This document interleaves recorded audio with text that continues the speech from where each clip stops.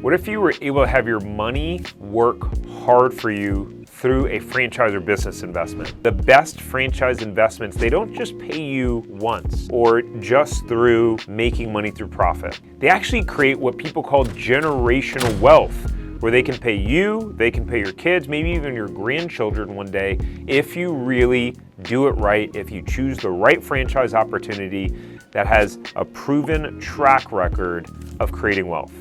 And in this video, I break down what some of the best franchise investments are so that number one, you can figure out, is franchising even right for you? Is it even the path that you should go down? Because I'm sure you have many different options. And number two, save yourself a lot of time and confusion in picking the wrong one. If you're new here, my name is Tarek Johnson. I bought and own multiple franchises in California and Florida as my way to transition out of corporate America. And today I'm the CEO and founder of a company called Franchise Empire, where we have helped hundreds of people just like you find, vet, and launch proven money-making franchises. So here's what we're going to do first. We are going to talk about the characteristics of the best franchise opportunities. Then I will tell you about 3 specific franchise opportunities. I'll go over their sales, their startup costs, the specifics about the businesses. Because at the end of the day, here's why characteristics are more important. You know that phrase, it's better to teach someone how to fish than to give them the fish? I know, you just want the fish. But it's good to know how to actually fish as well, which is understanding the characteristics. Because one franchise brand that's great could be great today, but then all of a sudden all the territories are sold out. So what happens when that specific franchise is no longer available? How do you then go about identifying what are the other franchise brands that are good? The way that you do that is by having a criteria, a specific criteria and characteristics that you look for with franchise opportunities. Now, before we dive in, I do have an incredible gift for you, which is our 42 high-performing franchises. So what I've done is I've gone through and created a list of 42, and it's actually growing every day. So there's probably more than 42 now, but over 42 specific franchises and these short breakdowns of how much the startup costs are, how much they show in average sales in their franchise disclosure documents, as well as breakdowns of some of the kind of the pros and cons and little bios about those businesses. I tell you exactly what the names of those brands are. So if you want to access that private list of 42 high-performing franchises, then there will be a link down below. You can click that link and you can get access today. You can go to Franchise Empire and get it there too, but the direct link to the page will be down below.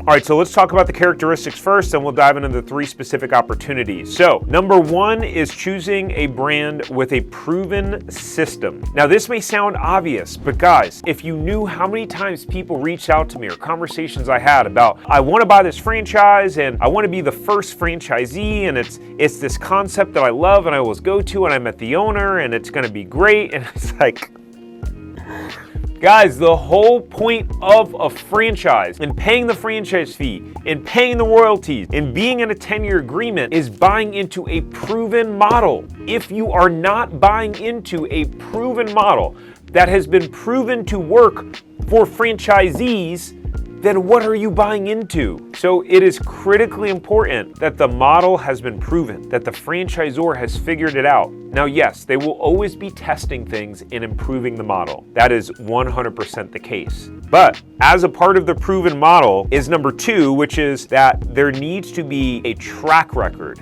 that is documented, that you can speak to franchisees that you know are happy and profitable. Meaning, number 1, they're making money and they can support themselves financially. Number 2, in terms of happy, is when you ask them, hey, if you had the opportunity to do this all over again, would you with the same brand? If they say no, well, they may suck at owning their business, but it may just be a bad brand, right? So you've got to be able to determine, okay, number 1, is there a proven model with this brand? Are their strategies proven? Do they have a specific proven client acquisition strategy to get customers and to make money? Do they know what type of ads work? Do they have the operations dialed in? Or do I got to figure out all this crap on my own? If so, then that may not be the best opportunity for you. And then number 2 is like, hey, are the franchisees happy? Are they enjoying it? it? Do they feel like they're getting the support that they're looking for, from the franchisor? And are they making money? If you cannot verify those things, then you should not buy the franchise.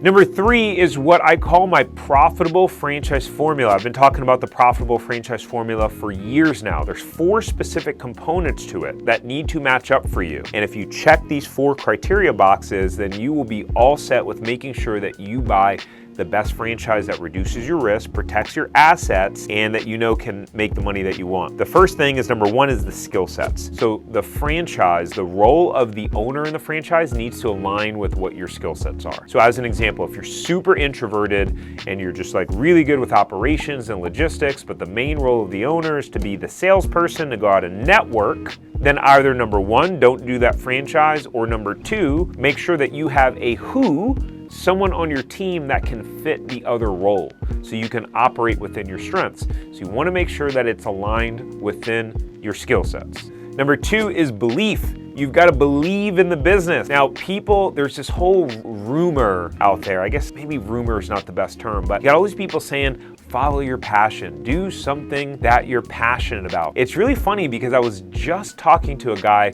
the other day about this. I just bought a new car and the leather needs some touching up. It's the car is a little bit older, and so this guy is like a leather expert, and so he's going to restore it, make it all look good. And we were talking about the idea of passion, and because he works on cars for money and repairing the leather and doing detailing, and he's like one of the best in the country. He's like trained dealerships and he's just a real pro. But then I saw from his Instagram that he also makes these leather items. So he makes these custom shoes and small bags and racing gloves for cars, stuff that could probably sell for a good bit of money. You would consider him an artist in that. And I asked him hey man, is that your business? Do you sell that stuff? And he's like, no, I don't want to do that as a business, because then it takes the enjoyment out of it for me. If I'm forced to take what I'm passionate about to make money from it, then I'm not passionate about it anymore. And so this concept that you have to do something you're passionate about is complete myth. It's just completely untrue, because the passion and the art of what you love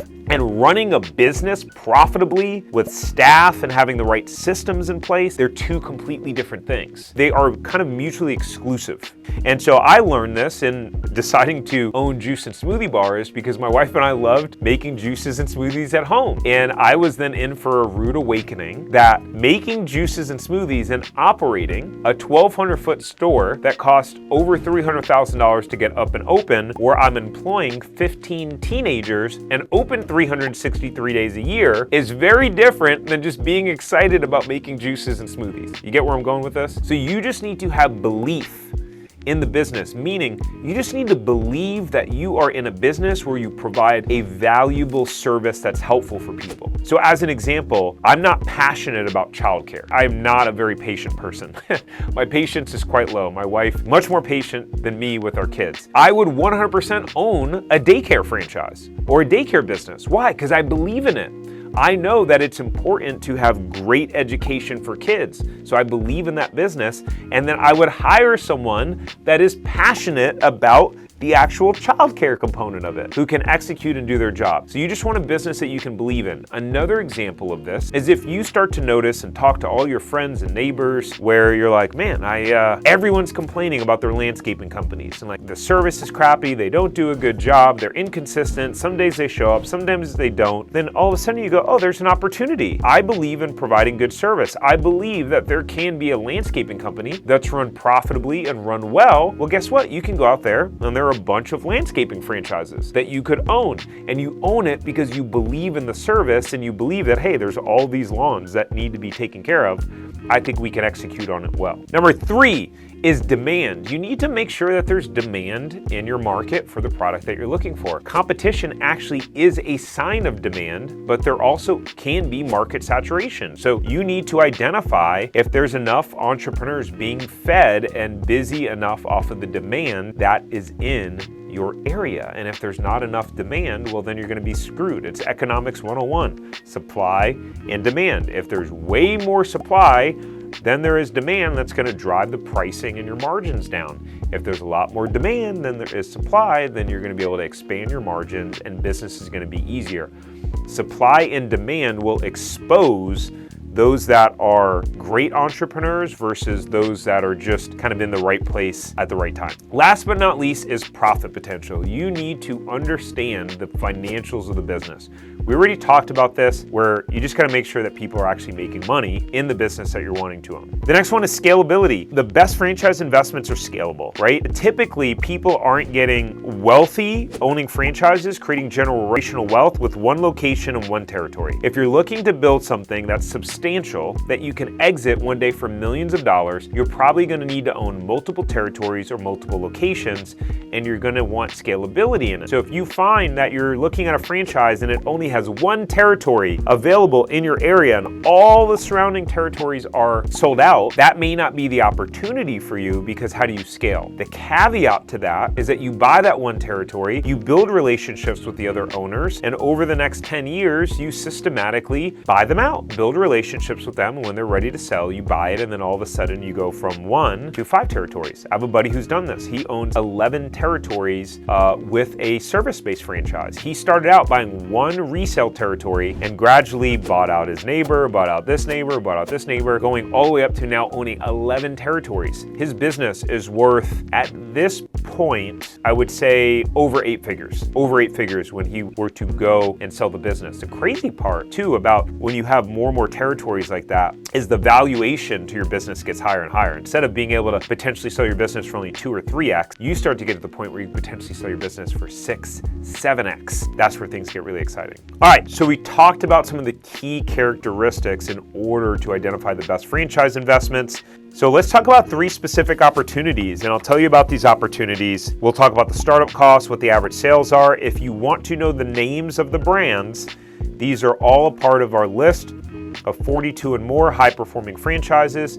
So again, you can click the link below to get access to what the names of these franchises are. The first one is a franchise that is in the fire and water restoration space. So when people have pipes break, flooding, storms, any sort of water damage, could just be a toilet overflowing. It's a business that is based on demand. It's a need, not want type of business. This specific franchise, the investment ranges from $200,000 to $357,000 to get up and open, and they show that their corporate location in 2024 did $2.7 million in sales with an adjusted EBITDA, which is earnings before interest, taxes, depreciation, amortization, what some would call net profit, of 22%, over $600,000. These numbers were taken out of the franchise's 2025 FDD. And then we look at some of the franchisees. You've got franchisees who highest gross revenue, $1 million.